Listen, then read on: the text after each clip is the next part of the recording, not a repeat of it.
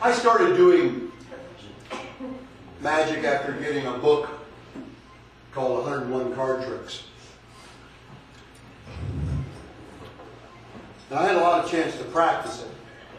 And I made kind of a comical remark about being told I would not walk again a couple of times. Well, one of them was when I was 12 years old. My dad was military, and we moved all over the world all the time. When I was in the 5th grade, we moved from Berlin, Germany, a city at that time of about 2.5, 3 million people. I went to an international school. I spoke 3 languages. I could cuss 3 more, of course. And we transferred to Harlingen, Texas. That is 300 miles the wrong side of San Antonio. City of about 25,000 on the Mexican border. Agricultural town, and the saving grace for me was sports. See, in the 5th grade, I was already 5'6" and 135 pounds. Played every sport there was, but I never seen an American football. Played soccer. I was terrible. I was pretty good at every hardball. Never played softball. Didn't know what softball was. It's not football. But I could not play foosball. All these little guys just run circles around me. Well, in elementary school back then in Texas, they played tackle football. And I thought, man, you mean I get to put my hands on these little suckers, throw them down, and jump up down on them? I like football. And it was my introduction and my acceptance in what was pretty much a farming community. Of course, the new kid on the block. The next year, make matters worse, I hit puberty, and I'm 5'8". And in November, 17 days before the Salk polio vaccine came out, I got polio. And I spent the rest of the year in the hospital.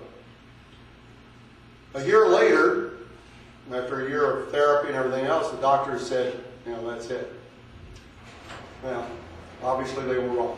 That's another story. Well, then in the hospital, I had a lot of chance to practice with the deck of cards and that book they gave me.